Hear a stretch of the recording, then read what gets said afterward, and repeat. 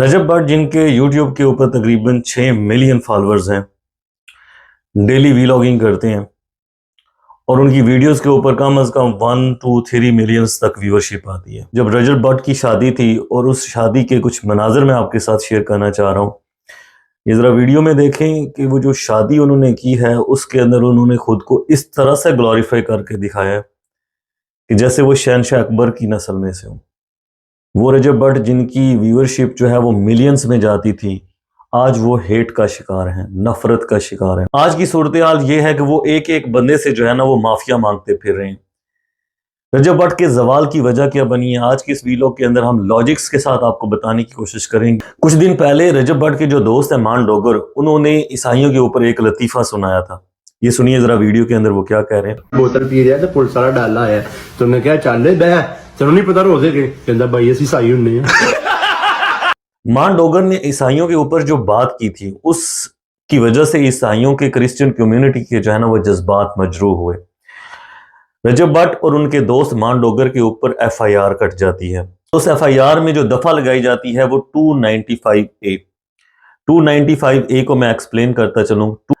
295A Pakistan penal code के तहत उन लोगों के ऊपर लगती है वो जो किसी और मजहब को, किसी भी मजहब को, जैसे वो क्रिश्चियनिटी हो, जैसे वो सिखिज्म हो, हिंदू हो या जो भी मजहब हो, उनके रिलीजन को इंसल्ट करें और उनके जो फॉलोअर्स हैं उनके जज्बात को मजरूह करें। तो इस लतीफे के अंदर मान डोगर ने जो ईसाई कम्युनिटी के ऊपर बात की है उसमें उन्होंने उनके जज्बात को मजरूह किया है, उनको उन्होंने इंसल्ट किया है, जिसकी वजह से उनके ऊपर 295A दफा लगी है। और उसके बाद रजब भट्ट ने क्या किया कि वो अपने दोस्त मान डोगर को लेकर चर्च चले गए।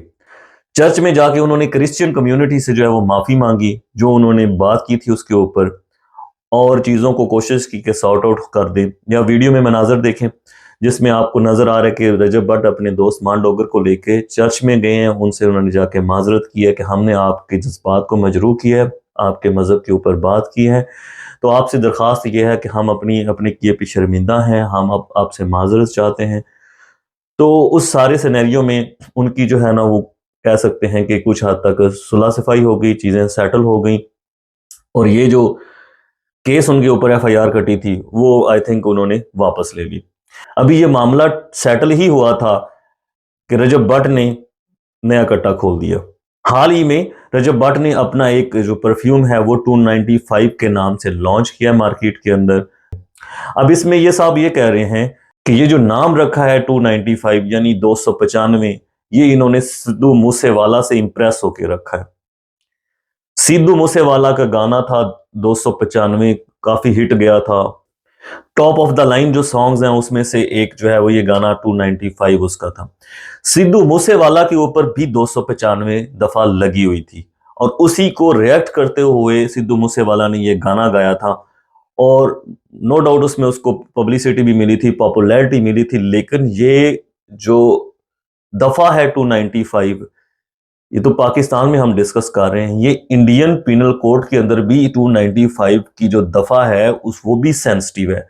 यानी कि अगर आप इंडियन पिनल कोड को देखें, मैं आपके साथ शेयर कर रहा हूं कि 295 के तहत अगर आप किसी भी मजहब के जो वर्शिप पॉइंट्स होते हैं, इबादत गाहें होते हैं, उनको डिस्ट्रॉय करते हैं, उनको जलाते गिराते हैं, या आप किसी स्पेसिफिक रिलीजन के लोगों के जज्बात को इंसल्ट करते हैं या किसी रिलीजन को इंसल्ट करते हैं, तो 295 इंडिया के अंदर उस बंदे के ऊपर लागू होती है।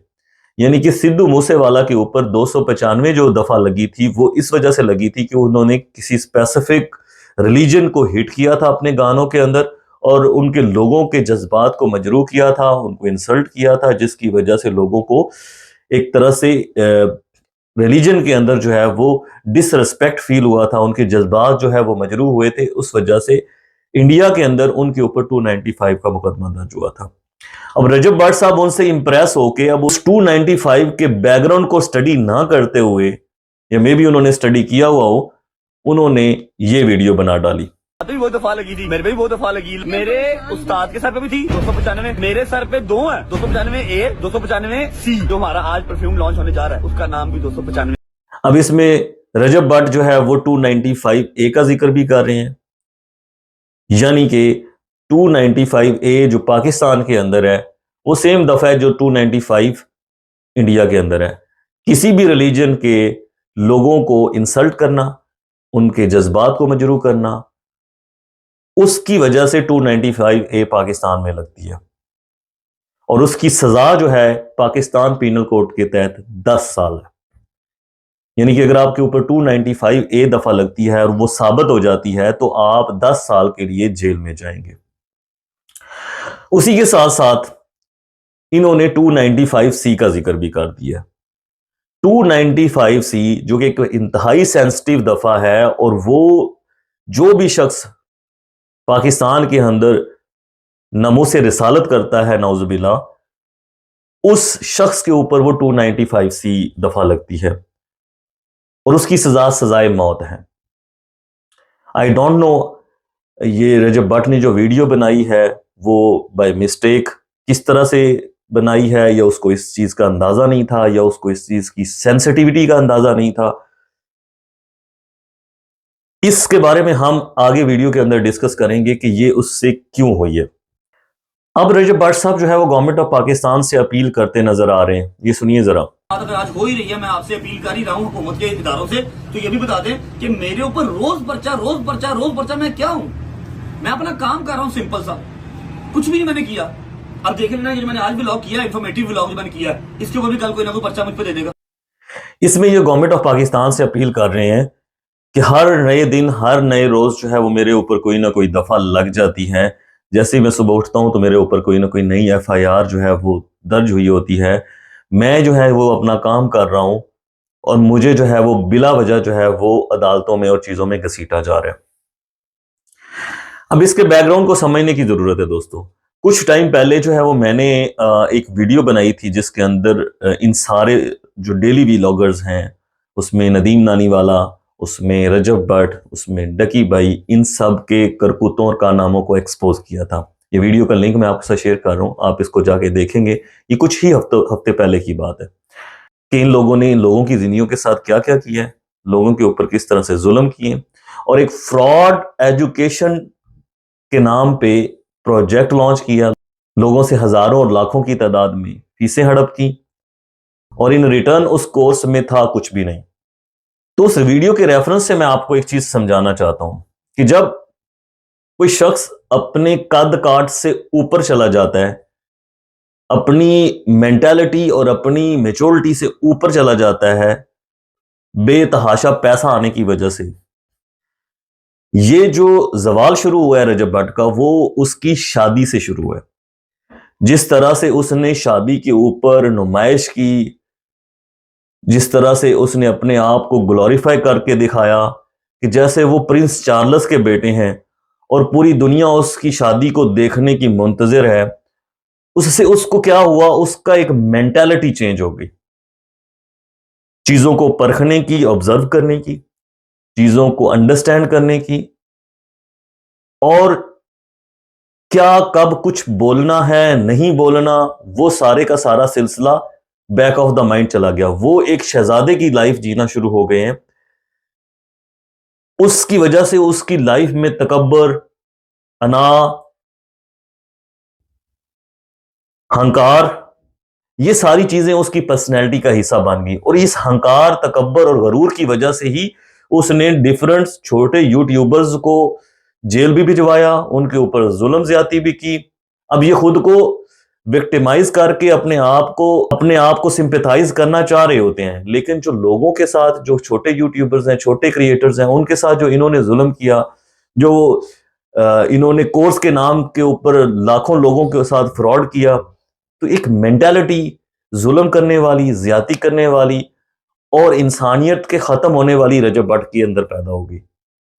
उसका खमियाजा ये हुआ है कि आज जब वो वीलॉग करता है, डेली वीलॉगिंग करता है, तो उसको ये एहसास ही नहीं होता कि वो बात क्या कर रहा है, किस टॉपिक के ऊपर बात की जानी चाहिए, कौन सा टॉपिक जो है सेंसिटिव है या कौन सा नहीं है। फिर डेली वीलॉगिंग का एक नुकसान ये भी होता है कि आप हर चीज अपनी डेली की रूटीन की जो है वो एक्टिविटी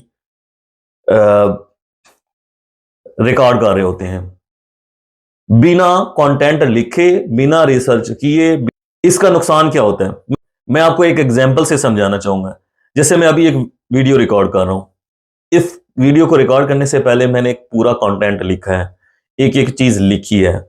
उसके अंदर मैं जब वो चीजें लिख रहा था, उसके अंदर मुझे बहुत सारी आइडियाज मेरे माइंड में थे, बहुत सारी चीजें थी, लेकिन उसमें से बहुत सारी चीजों को मैंने कट डाउन कर दिया, जैसे छांटी कर दी है। छांटी करने के बाद जो चीजें मुझे समझ आई कि ये चीजें बोलने की जरूरत है, ये चीजें आउट ऑफ द वे चली जाती हैं, इनको बोलने की जरूरत नहीं है। अब जब मैं वीडियो रिकॉर्ड कर रहा हूं, इसके बाद इसमें से मजीद कटिंग करूंगा, मजीद एडिटिंग करूंगा। जो जो चीजें आउट ऑफ द वे चली गई हैं, जिनकी जरूरत नहीं है, जो बिला वजह मैंने बोल दी हैं, वो सारी की सारी चीजें इसमें से मैं कट कर दूंगा।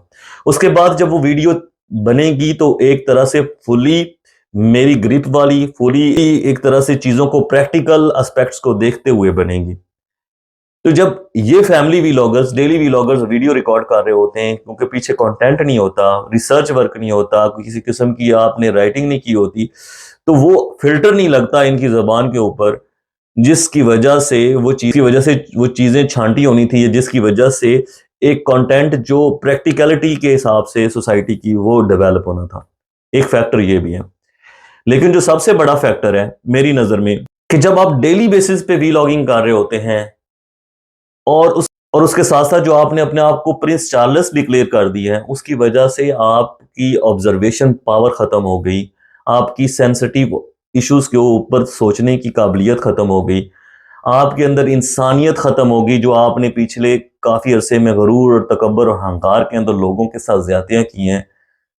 तो वो एक जो इंसान अपनी ओरिजिनल पहचान को खो बैठता है और अपने आप को जमीन से उठा के आसमान की तरफ लेकर चला जाता है, उससे इस तरह की बेवकूफियां होना वाजिब हो जाती हैं।